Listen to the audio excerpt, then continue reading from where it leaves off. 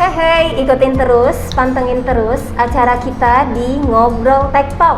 Bukan hanya bicara, tapi berbagi cerita. Ya, kali ini kita pengen ngobrol bareng seseorang ya. Kan seseorang siapa nih? Kira-kira dia kalau menurut gue mah teman lama, terus sudah gitu orang yang hebat. Terharu saya. Terus udah gitu dia juga seorang konselor ya.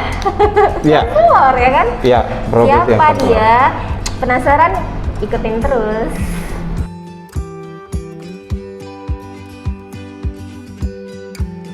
Selamat siang, Sandi. Hai Mbak Tina. Yes.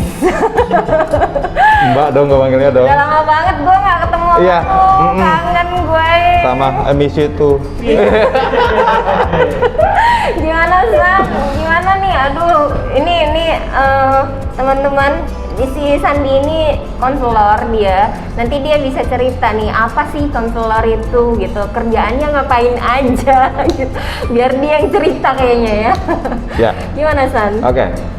Saya konselor KT-HIV dan sekarang saya ditugaskan untuk membantu salah satu layanan kesehatan di Jakarta Pusat. Itu. Fungsi konselor. Konselor itu adalah tenaga pemberi informasi. Itu yang pertama, untuk pendamping untuk teman-teman kita yang sudah HIV positif ataupun seseorang ataupun masyarakat kebanyakan yang pengen cek HIV, pengen mendapatkan informasi, biasanya dia melalui konselor dulu. Begitu. Berdasarkan kasus temuan yang hampir setiap hari mereka periksa, terus hasilnya HIV positif itu tuh banyak. Oh gitu ya. Tapi emang rata-rata emang di usia-usia seperti apa sih yang sekarang itu trennya?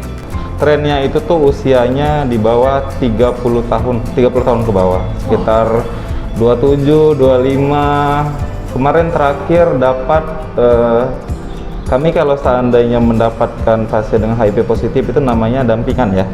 Dampingan, oke. Karena saya bukan dokter, belum bisa bilang dia pasien, oke. Kami bilang itu dampingan. Terakhir saya dapatnya itu tuh umurnya, dia kelahiran 2000 berapa ya? 2001. Oh, masih muda ya? Ya, 2001. benar 2001. 20 tahun ya. Ya. Cewek cowok tuh? Cowok. Cowok, oke. Berarti udah akses obat? Udah akses dia hampir setahun. Jadi pertama kali dia didiagnosa itu di umur 18 mau ke 19. Kalau lagi pandemi kayak gini nih masih tetap melakukan konseling secara tatap muka apa udah ada sistem atau apa gitu? Iya, kalau untuk konseling itu memang kita menyediakan konseling untuk secara virtual. Tetapi memang pada dasarnya kalau untuk pembukaan hasil untuk orang yang tes itu tuh nggak bisa secara virtual. Kita belum bisa sekarang harus virtual untuk membuka hasil ya, untuk membuka hasil orang untuk tes. Nah, saya juga masih mengkonseling ketemu tatap muka, tetapi tetap dengan menerapkan protokol kesehatan, itu yang pastinya. Gitu. Karena konseling yang tatap muka itu tuh lebih dapat daripada kita virtual, ya, lebih efektif, sangat lebih efektif. Gitu. Jadi emang kalau kita ngobrol misalkan lewat virtual tuh informasi yang tersampaikan tuh kurang jelas gitu ya. Tapi kalau kita tatap muka ngobrol kayak gini mungkin informasi yang kita sampaikan tuh bisa benar-benar jelas ini loh maksudnya kayak gitu. Terus dia bisa nanya langsung, kita bisa jawab juga gitu. Karena kan konseling itu yang bagus itu kan nggak cuman kita ngobrol, tetapi bahasa tubuh kita main gitu. Jadi di sana lah nanti trustnya bakalan nemu. Gitu. Jadi harus percaya ya. Iya, harus percaya. Dengan percaya jadi dia juga gampang ya mencurahkan apa aja ya. Setiap dampingan yang kepengen yang konseling pertama itu mereka ingat itu adalah pengenalan pada saat pertama kali kita kenalan sama si dampingan gitu loh. Di sanalah kita membentuk yang namanya kayak kalau orang pacaran tuh kayak saling percaya satu sama lain. Nah pada saat itu udah dapat nih, udah nemu nih, kita ngobrol, terus bahasa tubuh kita main, kita menunjukkan bahwa kita tuh care sama seseorang yang cerita sama kita ataupun dampingan gitu loh.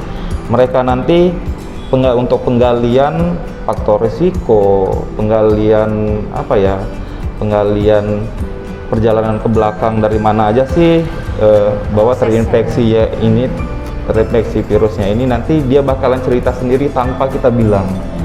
Itu. Jadi terasnya itu tuh benar-benar harus digali dulu. Jadi pas pertama ketemu udah harus benar-benar ngebangun itu ya. Luar biasa. Tuh kudu punya niat yang benar tuh saat. Jadi perlu effort yang lebih buat kayak gini ya Jadi kan. kayak first impressionnya dia ya. Pas ketemu dia tiba-tiba udah langsung cerita aja gitu. Udah berapa lama sih lu jadi konselor kayak gini? Konselor dari 2012. 2012. Gila, gua masih SD. SD 2012 banget. 2012 setelah habis pelatihan keluar sertifikat konselornya. Ya udah pada saat itu jadi konselor. Tapi kalau dulu itu konselornya kita konselor konselor kita cuma ngasih informasi pada saat mobile testing doang. Misalkan kalau seandainya kami dari yayasan pengen mengadakan mobile testing, nah jadi konselor di sana. Dari 2012 sampai sekarang 2000. Udah mau 10 tahun ya? Udah hampir 10 tahun. Lu ada nggak sih pengalaman-pengalaman yang bisa lu bagi gitu? Selama 10 tahun ini ada nggak sih yang dia udah positif HIV nih kan, terus dia kehidupannya menjadi lebih produktif ke sini-sini. Kalau ditanya untuk produktifnya itu udah banyak sekali. Kalau saatnya dibilang dampingan yang sudah saya dampingin itu sekitar 80% itu produktif. Tetapi memang pada dasarnya harus mematuhi beberapa yang memang harus dipatuhi, seperti treatmentnya bagus, adrenalnya bagus, tidak telat minum ARV-nya, tidak mempermainkan terapinya. Nah, yang untuk 20% ini kita juga saya setiap ngobrol itu nggak pernah yang namanya memaksakan seseorang untuk terapi ARV, karena memang yang menelan obat di sana adalah mereka, bukan saya. Itu poinnya. Ketika si dampingan itu merasa berarti memang saya yang butuh, bukan konselor atau bukan dokternya. Nah, pada akhirnya nanti dia merasa butuh sendiri, bukan kayak dipaksa. Wah, nih keren. Jadi dia punya niat sendiri. Ya, benar. Jadi tugas kita itu adalah ngasih informasi, kalau seandainya dia menjalankan A, nanti kemungkinan risikonya seperti ini. Kalau seandainya dia menjalankan yang B, risikonya seperti ini. Kan ceritanya sekarang kami menerapkan client center. Tapi ada juga yang benar-benar yang nggak mau, karena mereka merasa, Mas, kok saya disuruh minum obat sedangkan saya nggak sakit. Ingat, merasa sehat. Iya, masih merasa sehat. Nah, itu sesuatu tantangan ya, bukan hambatan ya, tapi tantangan kami untuk selalu memfollow up, kasih informasi. Pokoknya satu, sebelum kami di blok WhatsApp-nya itu belum bakalan kelar. Itu. Sabar gitu ya, benar-benar Iya. butuh benar-benar nyali juga ya, bahwa kita pengen pendekatannya, pengen niat yang tulus Ya. buat biar dia itu lebih baik lagi. Tujuannya itu. Benar. Luar biasa nih. Gimana? Lo nggak nanya Sandi bosen nggak? Pernah bosen nggak sih? Gue yakin sih dia kerja dari hati. Soalnya dari dia ngomong aja tadi bilang dia tidak menekankan orang itu ngikutin dia loh. Ya kan? Jadi biar ya udah, ini gue kasih tahu nih kayak gini, lu mau ikutin ya ini dampaknya bagus buat lu. Gitu. Jadi orang itu yang membuat pilihannya sendiri. Iya, benar. Gitu. Dan tentunya sih kita mengarahkan dia ke arah yang lebih baik lah buat dia, ya nggak sih? Nggak mungkin lah kita memberikan pelajaran atau pengalaman-pengalaman yang tidak baik buat mereka, sementara kita sendiri sudah intens ya menghadapi orang-orang yang memang benar-benar butuh ARV Ya. gitu, ya kan? Nah, gue penasaran sih tetap selama beberapa tahun gini Ya. ada nggak burn out gitu, bosen gitu ya kan? Terus gimana sih menghindari burnout atau bosen gitu, atau bahkan sama sekali nggak bosen apa yang seperti lo omongin. Oke. Bosen, kalau seandainya dibilang bosen, bohong lah ya kalau seandainya gue nggak bosen gitu. Ya pasti, nah, kalau seandainya gue bilang nggak bosen, jadi nggak pencitraan banget gitu. Terkadang bosan, tapi balik-balik lagi, kalau gue mikirnya kayak gini, gue itu tuh lebih senang, ini benar loh, ini bukan bohong, gue bukan bohong loh, ini bukan pencitraan. Gue itu tuh paling senang dapat ucapan kayak gini, Mas makasih ya, gitu loh, makasih sudah mengantarkan gue udah sejauh ini. Nah pada di awalnya mereka itu tuh jelek kondisinya. Ucapan terima kasih itu tuh lebih daripada gaji yang setiap bulan gue terima. Itu benar-benar kayak puas sendiri. Nah pada saat gue bosan, pada saat gue ngerasa kayak gitu, gue mikirnya kayak gitu. Gue selalu mikirnya kayak gitu. Dalam artian, berarti gue masih bersyukur, masih bisa dibutuhin orang lain.